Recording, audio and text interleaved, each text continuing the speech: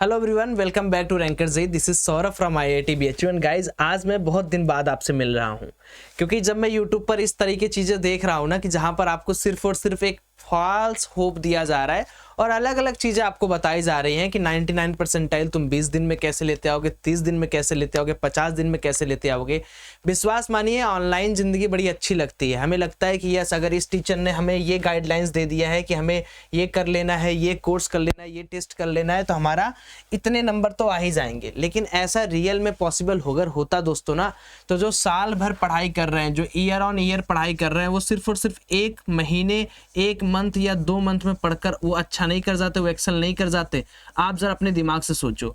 तो यहाँ पर यह है कि बटरिंग से ज़्यादा इंपॉर्टेंट है कि आपको एक राइट पाथ दिखाया जाए, और मेरा काम सिर्फ यही है कि आपको बताना कि अगर आप किस स्टेट में हैं, उस स्टेट से कुछ अच्छा आप कैसे कर सकते हैं। क्योंकि देखो, मोटा मोटा अभी चल रहा है अक्टूबर, ठीक है, उसके बाद है नवंबर, दिसंबर, ये 3 महीने, यानी मान के चलो कि ये 90 से 90 ही दिन मान के चलो आपके पास बचे हैं। 100 दिन, 95 दिन, 91 दिन का कोई बात ही नहीं, क्योंकि जैन में जब पेपर होगा तो 15 से 20 दिन तो आप मॉक दोगे, अपने आप को और पढ़ाई के अंदर लगाओगे, तो वहां पर तो कोई चांसेस नहीं बनते कि हम लोग 90 दिन से ज्यादा काउंट करें। तो अब समस्या यह है कि इस 90 दिन में आपको क्या लग रहा है कि आप यहां इस 90 दिन में कोई ऐसा मैजिकल पिल खा लोगे या कुछ ऐसा मैजिक कर दोगे। नहीं दोस्तों, देखिए, पढ़ाई जो होता है या जो स्किल होता है या जो आपका दिमाग होता है ना, वो स्टेप ऑन स्टेप ग्रोथ करता है, स्टेप ऑन स्टेप ग्रोथ करता है। ऐसा नहीं कि किसी का दिमाग यहाँ है, सडनली 3 महीने में वो यहाँ पहुंच जाएगा। इस तरीके की ग्रोथ जिंदगी में पॉसिबल नहीं है इन केस ऑफ स्किल। तो हमें ये चीज समझना चाहिए कि हमें डिमोटिवेट नहीं होना है, ना हमें डिमोटिवेट होना है, ना हमें ज्यादा मोटिवेट होना है कि नहीं अब तो 3 महीने है, मैं 250, 300, 400 ला दूंगा। करना ही क्या है, इसका कोर्स लेना है, इसका टेस्ट लेना है, इसका मॉक करना है, ये नए नए चैप्टर्स करने हैं, ये टॉपिक वाइज करना है। ये सब चीजों से अगर आप उलझे रहोगे, आप कुछ नहीं कर पाओगे। अब मैं आपको थोड़ा रियल फैक्ट्स बताता हूं, आप थोड़ा सा ना कंसंट्रेट करना, और अगर आपको लास्ट में मेरी बातें समझ में आए तो आप कमेंट भी करते जाना। सबसे पहले मैं आप लोगों से ये पूछूंगा कि बच्चों, अभी जो आपका टेस्ट में रिजल्ट आ रहा है वो कितने के रेंज में आ रहा है, आप मुझे एकदम क्लियर बताओ कमेंट में। अब मान लो एक बंदा 300, 250 वाला है, तो वो इस वीडियो के लिए है ही नहीं एप्लीकेबल। जो बच्चे 200 से लेके 100, 150 नंबर के बीच में है, सिर्फ और सिर्फ ये वीडियो उनके लिए है। ये पूरा का पूरा जो वीडियो है वो उनके लिए है कि भाई आप इस चीज को कैसे एक्सेल कर सकते हो और इस चीज को आप रियल में कैसे अचीव कर सकते हो। क्योंकि टेस्ट के अंदर नंबर पाना अलग चीज होता है, रियल एग्जाम में नंबर पाना अलग चीज होता है। अब सबसे पहले कुछ ऐसे पॉइंट्स को मैं आपको बताता हूं जो उसको आपको एकदम नहीं करना है। पहली चीज, अगर आपने जेईई मेन का पेपर देखा होगा और अगर आप जेईई मेन मेरे से भली भांति अगर आप जान रहे हो कि पेपर कैसे हो रहा है, तो भैया आपने ये चीज तो समझ लिया होगा कि रैंडम पेपर आपको मिलने वाला है, दूसरा रैंडम पेपर आपको मिलने वाला है, दूसरा आपको रैंडम डे पर मिलने वाला है, और तीसरा आपको रैंडम कंपटीशन में मिलने वाला है, यानी रैंडम ग्रुप में मिलने वाला है। तो ये 3 चीजें आप अगर सही से समझ जाते हो तो अच्छी बात है, नहीं तो ये तीनों चीजें इतनी जहर हैं कि आपका नंबर भी 200 प्लस आ गया तो भी आप एक अच्छे स्कोर के साथ भी आप जेईई मेन या एनआईटी के कॉलेज में नहीं इंटर कर पाओगे। ये बात क्यों ऐसी होती है, क्या नॉर्मलाइजेशन है, इसके बारे में ज्यादा चर्चा हमें करना नहीं है। तो PDG, ये 3 ऐसे फैक्टर हैं जिनको आप भली भांति समझ रहे हो कि भैया हमें तो रैंडम पेपर मिलेगा, रैंडम डे पर मिलेगा, रैंडम ग्रुप के साथ मिलेगा। अगर मान लो आपका G खराब हुआ, P खराब हुआ, D खराब हुआ, तीनों में से एक भी खराब हुआ, तो आपके लिए भैया जहर ही जहर बनने वाला है। सपोज करो आपने पढ़ाई अच्छी की, आप 180 नंबर पा भी गए, लेकिन आपका डे ऐसे दिन चूज हुआ जिस दिन वहां के सारे ग्रुप के जो बच्चे थे वो सारे के सारे आपके ग्रुप में topper 1, topper 2, topper 3, topper 4, topper 5 बैठ गया, यानी सबके नंबर 250, 260, 300, 290, 280 ऐसे आए। तो आपका जो रैंक बनेगा वो आपको भी पता है कि 180 नंबर पे भी आपके परसेंटाइल 94, 95 बनेंगे, उसमें रैंक पता नहीं आपका कहाँ जाएगा। ये सिर्फ आपको मैं एक अनुभव बता रहा हूँ जो पिछली बार हुआ था। तो 2025 में ऐसी बहुत सारी आकृतियां आपको देखने को मिलेंगी, तो सीट बेल्ट थोड़ा सा कस लीजिएगा, क्योंकि 2024 में जो चीजें हुई वो एक्सेप्टेबल नहीं थी, और 2024 के रिजल्ट के बाद जो सीरियस एस्पिरेंट्स हैं उन्होंने अपना दिमाग, घुटना, दर्द वर्द सब खत्म करके और पढ़ाई करना स्टार्ट कर दिया। तो अब मैं रियलिस्टिक अप्रोच आपको बता रहा हूं दोस्तों कि इस चीज को आप समझिए कि आपको अगर एक्सेल करना है तो टारगेट क्या रहना चाहिए। ध्यान देना, पहली बात तो आप कोई भी टारगेट अगर आप सेट करते हो, इवन आप 220 का भी टारगेट सेट करते हो, गारंटी कोई आपको नहीं दे सकता कि आपका सिलेक्शन एनआईटी कॉलेज में हो जाएगा। ये आप सिस्टम का करप्शन कह लो या नॉर्मलाइजेशन का करप्शन कह लो या कुछ भी कह लो, वो आप बदल नहीं सकते, हम बदल नहीं सकते, हमें जीना इसी में है। तो क्या किया जाए? पहली बात तो सबसे पहले जो आप लोग टॉपिक वाइज पढ़ाई कर रहे हो उसको पूरी तरीके से बैन करो। वो सबसे बड़ा स्कैम है आपकी जिंदगी में। टॉपिक वाइज पढ़ाई क्या होता है बच्चों? जैसे आपने बहुत बार देखा होगा कि आपसे कई सारे मोटिवेशनल गुरु भैया या दीदी आपकी ये बोलती हैं कि बच्चों ये टॉपिक पढ़ लो, कॉर्नॉट पढ़ लो, ये पोटेंशियोमीटर पढ़ लो, या जो नहीं आ रहा है वो पढ़ लो, ये सारी चीजें आ रही हैं, नहीं आ रही हैं, डिलीट नहीं हुई, ये पढ़ लो। ये सबसे बड़ा स्कैम है आपके साथ। क्योंकि जैसे आपको पता है, मैं फिर से इसी बात पर आपको लेके आऊंगा, random paper, random day, random group. अगर आप किसी चैप्टर को पढ़ रहे हैं तो एक चैप्टर को किस तरीके से पढ़ना है प्यारे बच्चों, ध्यान से सुनना। मैं आपसे ये कहता हूं कि जरूरी नहीं कि आप 100 चैप्टर करके जाएं, जरूरी नहीं है कि आप 50 चैप्टर करके जाएं, जरूरी है कि आप अगर फिजिक्स में 10 चैप्टर करके जा रहे हैं, केमिस्ट्री में आप 10 चैप्टर करके जा रहे हैं, मैथमेटिक्स में आप 10 चैप्टर करके जा रहे हैं, तो इन 10 चैप्टर के अंदर आपका 100% क्या क्लियर होना चाहिए। पहली चीज, आपके नोट्स प्रॉपर बने हो, जो नोट्स आप पढ़ रहे हो उन पर स्टिक रहो, नए नए किताबों को मत खोलो।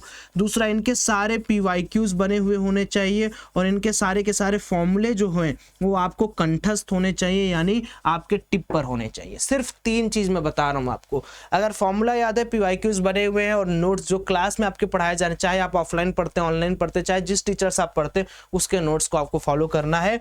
और लास्ट एग्जाम वाले डे के पहले तक आपको सिर्फ यही तीनों चीजों को फॉलो करना है। ना कोई कोर्स, ना कोई शॉर्टकट, ना कोई टिप्स एंड ट्रिक्स। आपका रैंक अपने आप बनेगा, पहली चीज ये याद रखो।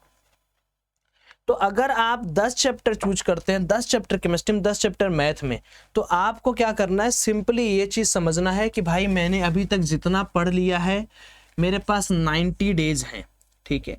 इस 90 डेज में मैं फिजिक्स को, केमिस्ट्री को और मैथमेटिक्स को कैसे सेग्रीगेट करूं कि मेरा फिजिक्स में कुछ चैप्टर, केमिस्ट्री में कुछ चैप्टर और मैथ में, मान लीजिए इसमें एक्स चैप्टर, इसमें वाई चैप्टर, इसमें जेड चैप्टर मैंने कर लिया, ठीक। अब इन एक्स वाई जेड में क्या मैंने पैरामीटर्स बनाए कि हमारे नोट्स होने चाहिए, हमारे PYQs होने चाहिए, हमारे पास फॉर्मूले पूरे रटे रटाए होने चाहिए। सेम चीज यहाँ नोट्स, PYQs, फॉर्मूले पूरे रटे रटाए होने चाहिए। यहाँ पर क्या, नोट्स, PYQs, फॉर्मूले रटे रटाए होने चाहिए। ये है आपके 100% सिलेक्शन वाली गारंटी, जो कोई आपको नहीं बताएगा।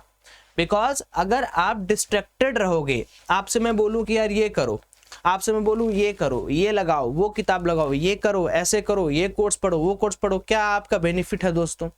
क्योंकि आपको पता है कि अगर मैं आपको एक सवाल, कोई क्वेश्चन आपके सामने लगा रहा हूं, आप मेरे सामने मान लो हो बैठे हो, तो ये आपको सलूशन इसका देखकर या समझकर करना इजी हो जाएगा। लेकिन जब आप एग्जाम में बैठते हो, ये एग्जाम के अगर ओरिजिनल क्वेश्चंस मैं आपको दूं, तो एग्जाम में क्या क्या चीजें ऐसी होती है जो बच्चे भूल जाते हैं।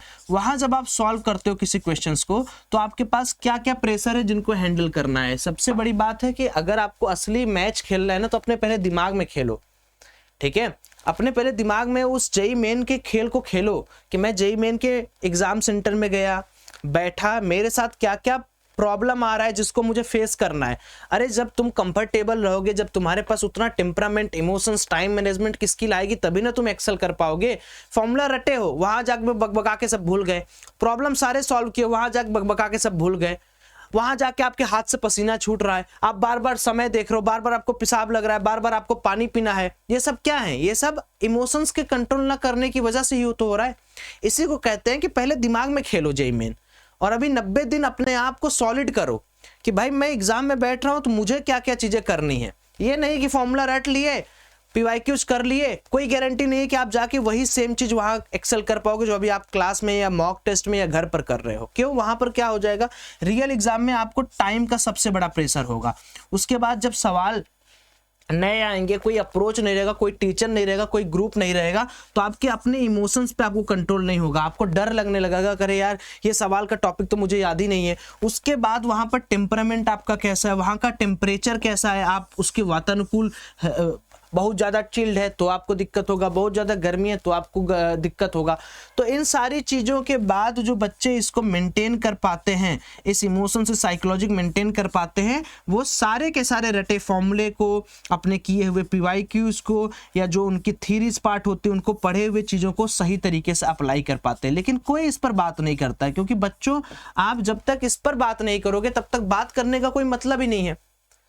मैं आपसे कह दूं कि आपको 200 नंबर आज तुम्हारे घर पे तुम बैठ के दे रहे हो, कोई भरोसा नहीं है बच्चों कि तुम जाके एग्जाम सेंटर में भी 200 नंबर निकाल के आ जाओगे, जबकि तुम्हारे घर से ज़्यादा आसान एग्जाम वहां पर आएगा, बट हो सकता है फिर भी तुम फेल हो जाओ वहां पर जाके। तो मैं ये कह रहा हूं कि अगर तैयारी करनी है तो तैयारी मन से भी होनी चाहिए, और दिमाग पहले से एकदम संतुलित होना चाहिए कि हमें ये करना है।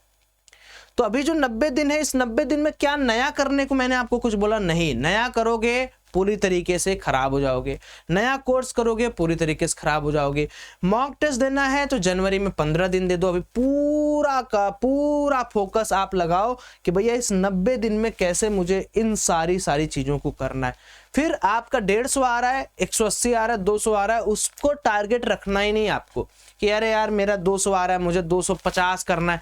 वो अपने आप होगा। आप ईमानदार हो ना, आप अपने पढ़ाई से ईमानदार हो।